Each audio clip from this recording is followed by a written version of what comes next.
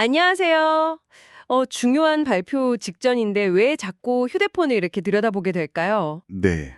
혹은 왜 그렇게 힘들게 헤어진 상대랑 비슷한 그런 사람에게 또 마음이 갈까요? 아, 네네.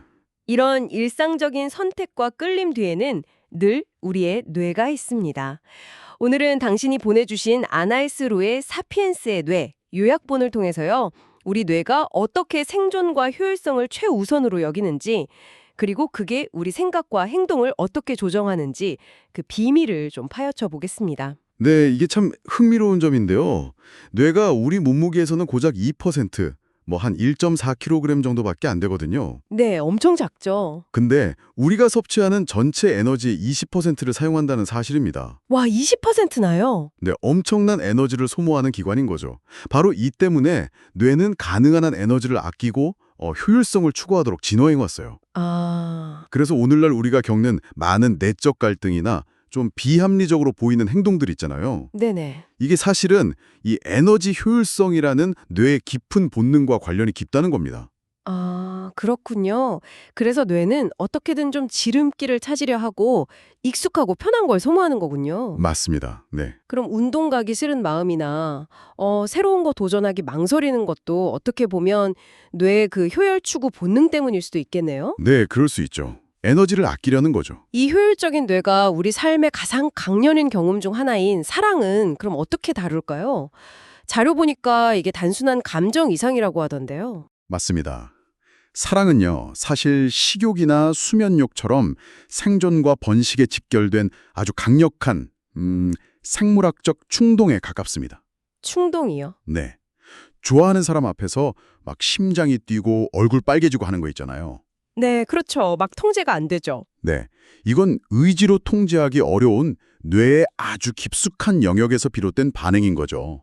특히 옥시토신하고 바소프레신이라는 호르몬이 아주 중요합니다. 아, 그 호르몬들. 토머스 인셀의 들쥐 연구가 이걸 잘 보여주는데요.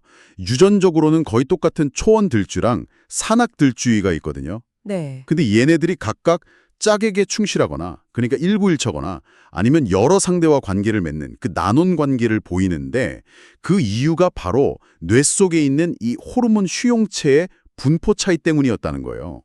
와. 들쥐 연구 결과를 보니까 그러면 인간의 애착이나 사랑이라는 감정도 우리가 생각하는 것보다 훨씬 더 원초적이고 좀 화학적인 과정에 가깝다는 거네요. 네, 그런 측면이 아주 강합니다. 단순히 마음에 끌린다 이걸 넘어서는 어떤 생물학적인 각인 같은 걸까요? 네, 그렇죠. 사랑에 빠지면 뇌의 보상회로에서 도파민이 막 분출되면서 강한 쾌감을 느끼고 동시에 상대에게 확 몰입하게 되는데, 이게 마치 중독하고 비슷한 상태가 되는 거예요. 중독이요. 허. 네, 이처럼 뇌의 아주 원초적인 시스템이 관여하기 때문에 우리가 이성적인 판단을 좀 건너뛰고 강렬하게 빠져들게 되는 겁니다. 어쩌면 이것도 종족 번식 가능성을 높이는 뇌 입장에서는 효율적인 전략이었을 수도 있고요. 와. 사랑이 그렇게 강력한 뇌의 작용이라면 그러면 타인의 감정을 헤아리는 좀 더 섬세한 능력 있잖아요. 공감. 이건 뇌에서 어떻게 이루어지나요? 이것도 뭐 특정 화학 작용이나 구조랑 관련이 있겠죠. 물론입니다. 공감은 크게 두 가지로 나눌 수 있는데요.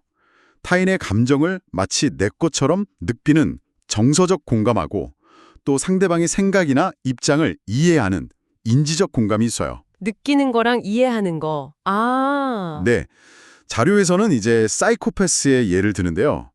이분들은 타인의 고통을 봐도 정서적 공감을 담당하는 뇌 부위, 예를 들어 감정 처리에 중요한 뇌섬엽이나 전대상 피질, 또는 공포를 감지하는 편도체 같은 곳이 일반인만큼 활성화되지 않는 경향을 보입니다. 아. 활성화가 덜 된다. 네, 즉 타인의 감정을 본능적으로 느끼는데 좀 어려움이 있는 거죠. 근데 인지적 공감 능력은 상대적으로 괜찮을 수 있어서 머리로는 상대의 상태를 이해하고 이걸 또 이용하기도 하고요. 뇌의 작동 방식 차이가 공감 능력의 차이로도 이어질 수 있다는 거군요. 와, 이런 걸 알면 타인과의 관계를 맺는 방식에도 영향을 주겠는데요. 그렇죠. 이해의 폭이 넓어지죠. 그렇다면 우리가 좀 의식적으로 뇌 기능에 좋은 영향을 줄 방법은 없을까요? 자료에서 아까 운동이랑 식단 이야기가 나왔었죠. 네, 아주 중요한 부분입니다. 첫째로 운동의 효과인데요. 이게 쿄렌 대학교 연구에 따르면 운동 강도에 따라서 뇌에 미치는 영향이 좀 달라요. 강도에 따라 다르다고요? 네, 중간 강도의 운동은 집중력이나 계획 능력과 관련된 뇌신경망 연결을 더 강화시키고요. 반면에 고강도 운동은 쾌감이나 보상과 관련된 회로를 더 자극한다고 합니다. 와, 진짜 흥미로운데요. 그럼 집중해서 뭔가 해야 할 때는 가볍게 걷거나 조깅 같은 걸 하고 스트레스를 확 풀고 싶을 때는 좀 더 격렬하게 운동하는 게 이게 뇌과학적으로도 맞는 선택이겠네요. 정확합니다. 딱 그렇습니다. 그리고 둘째는 식단인데요. 식단이요? 먹는 거. 네. 우리의 장과 뇌는 장뇌축이라는 그 신경하고 호르몬 경로로 아주 긴밀하게 연결되어 있어서 서로 영향을 주고받아요. 장하고 뇌가요. 네. 그러니까 뭘 먹느냐가 뇌 기능이나 기분, 심지어는 의사결정에도 영향을 줄 수 있다는 거죠. 와, 르웩 심리학 연구소 실험이 재밌는데 11호를 나눠 갖는 게임에서요. 상대방이 8위로 나는 2로를 갖는 좀 불공정한 제안을 했을 때요. 네, 불공정하네요. 그렇죠. 그때 단백질 위주 아침 식사를 한 그룹이 당분 위주 식사를 한 그룹보다 그 제안을 받아들일 확률이 더 높았다고 해요. 아침 메뉴가 그날 판단에도 영향을 미친다니 이거 진짜 놀라운데요. 단백질 식단이 혹시 충동적인 거부 반응을 좀 더 잘 조절하게 도와준 걸까요? 네, 그럴 가능성이 있습니다. 아마 단백질이 혈당을 좀 안정시켜서 충동성을 조절하는 데 도움을 줬을 수 있죠. 아하. 또 장내 미생물 상태도 중요합니다.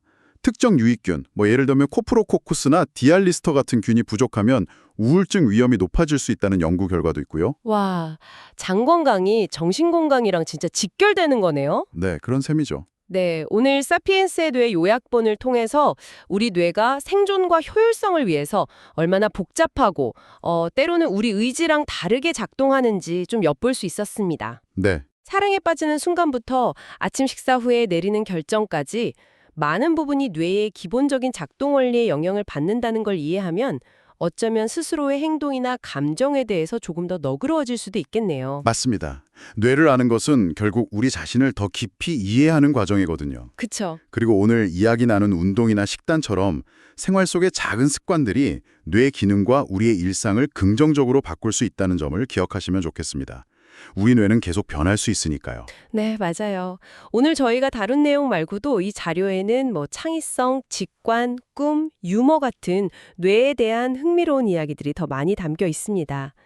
마지막으로 당신께 이런 질문을 한번 던져보고 싶네요. 네, 만약 오늘 아침 당신이 먹은 음식이나 아니면 장 속 미생물의 상태가 지금 당신의 아주 중요한 결정에 영향을 미치고 있다면 과연 나의 자유의지라고 부를 수 있는 영역은 어디까지일까요? 한번 곱씹어 볼 만한 질문인 것 같습니다.